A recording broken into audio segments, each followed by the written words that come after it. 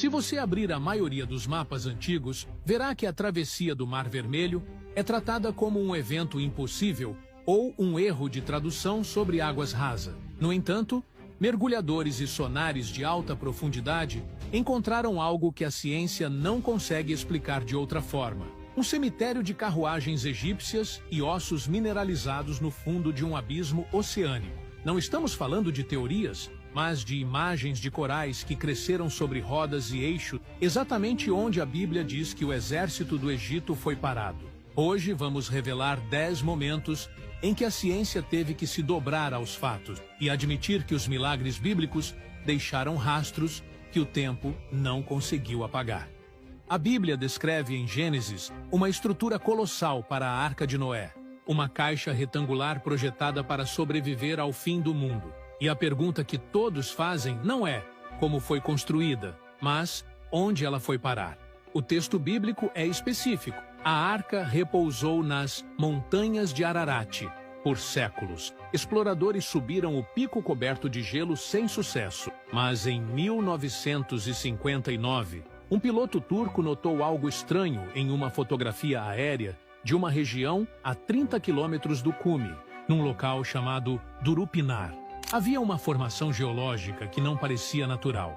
Ela tinha o formato exato de um navio, com a proa pontuda e a popa arredondada. Quando mediram a formação, o choque foi imediato. O comprimento era de exatos 157 metros. Se você converter os 300 côvados egípcios da época de Moisés, o resultado é exatamente 157 metros. A coincidência matemática é impossível. Céticos disseram que era apenas uma formação rochosa curiosa, mas nas décadas seguintes, o pesquisador Ron Wyatt e outros usaram radares de penetração no solo, GPR, para ver o que havia debaixo da terra. O radar revelou um padrão de linhas que se cruzam em ângulos retos, sugerindo uma estrutura interna artificial, como cavernas de madeira petrificada, convéses colapsados e até grandes pedras de âncora com furos perfurados, encontradas nas vilas próximas, usadas em navios antigos para estabilidade. Além da localização, a própria engenharia valida o relato. O Centro de Pesquisa de Navios da Coreia do Sul analisou as proporções bíblicas e concluiu que aquele design específico era impossível de virar, mesmo em ondas de 30 metros. Ou seja, o objeto encontrado na Turquia tem as medidas exatas da Bíblia, está no local exato da Bíblia e possui a aerodinâmica naval perfeita descrita na Bíblia. O que vemos ali pode ser o esqueleto fossilizado da maior estrutura de madeira da antiguidade, preservada na lama vulcânica como um testemunho silencioso de que o julgamento pelas águas foi real. E nesse vídeo você ainda vai descobrir o que sonares encontraram no fundo do Mar Vermelho, que parece um cemitério de guerra, e a pedra descoberta em Israel, que fez ateus admitirem que um rei famoso realmente existiu. A água baixou e a madeira petrificou nas montanhas da Turquia. Mas 1000 anos depois, as águas seriam palco de outro evento impossível. Desta vez, não para flutuar sobre elas, mas para caminhar através delas. A maioria dos mapas nas Bíblias coloca a travessia do Mar Vermelho em lagos rasos, perto do Canal de Suez, o que faz os céticos rirem dizendo que não é milagre atravessar um brejo. Mas se olharmos para a geografia com os olhos de um estrategista militar, a história muda de lugar. Existe uma teoria forte, apoiada por exploradores como Leonard Moller, de que a verdadeira travessia aconteceu no Golfo de Aqaba, especificamente na praia de Nuaíba. Esse é o único local que encaixa perfeitamente na descrição bíblica de estar encurralado, uma praia gigantesca, cercada por montanhas intransponíveis que terminam direto no mar, sem rota de fuga.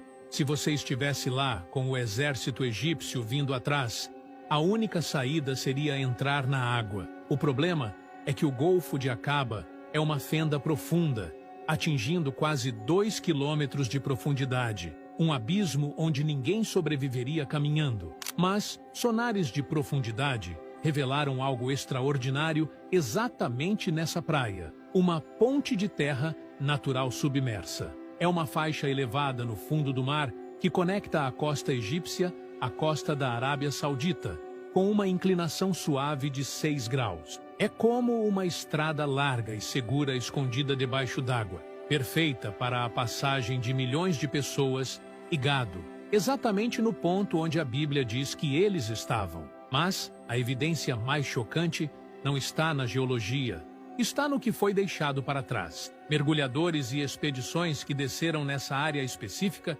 documentaram formações de corais bizarras que não existem em nenhum outro lugar da região. O coral não cresce em formas geométricas perfeitas, mas ali eles encontraram corais em formatos de rodas de carruagem, eixo e cabines.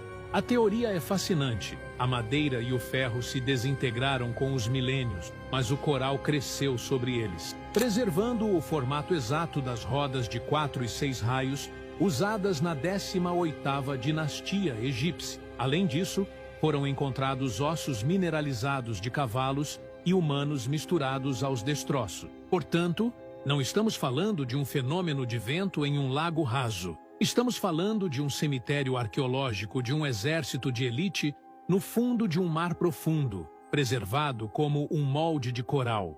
A geografia prova o cerco, o sonar prova o caminho e o fundo do mar guarda os restos da perseguição.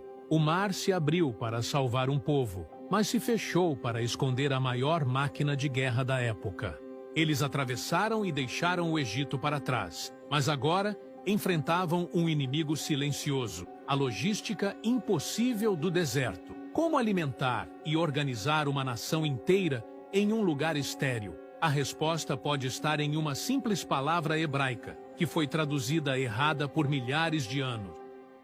Tradicionalmente, lemos que saíram do Egito 600 mil homens, sem contar mulheres e crianças. Isso daria uma população total de mais de 2 milhões de pessoas, algo equivalente a evacuar toda a cidade de Belo Horizonte para o meio do nada. Se essa multidão marchasse com seus rebanhos, a coluna teria centenas de quilômetros. O primeiro israelita chegaria ao Monte Sinai, antes que o último tivesse saído do Egito. Esse gigantismo sempre foi o principal argumento dos céticos para dizer que o êxodo nunca aconteceu, pois uma multidão desse tamanho deixaria montanhas de lixo, cerâmica quebrada e osso, e o deserto do Sinai é arqueologicamente silencioso. Mas a chave para resolver isso não está em escavar mais areia, mas em ler o texto hebraico original com a lente da época.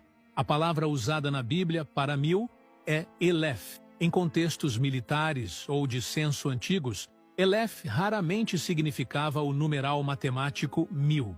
O termo era usado para descrever uma unidade familiar, um clã ou um pelotão liderado por um chefe. Quando a Bíblia diz 600 Elefs, ela muito provavelmente está listando 600 famílias ou unidades militares, e não 600 mil soldados individuais. Isso reduz a escala do evento para algo entre 20 e 40 mil pessoas. Isso muda tudo. Um grupo desse tamanho é grande o suficiente para ser uma ameaça aos pequenos reis de Canaã, como o texto descreve, mas móvel o suficiente para viajar rápido e não deixar para trás as toneladas de detritos que os arqueólogos modernos procuram em vão.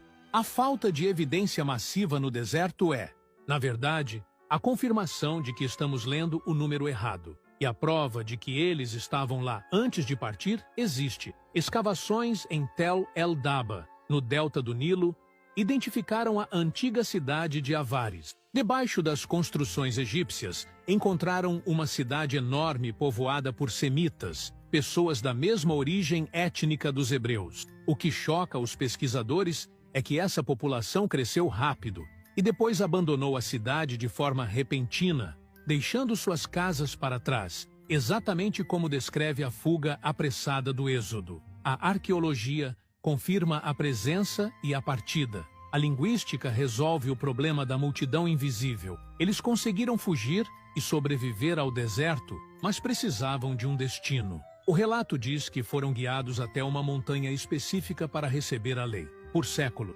ninguém soube onde ela ficava, até que pilotos e exploradores notaram um pico na Arábia Saudita, que parece ter sido queimado por um fogo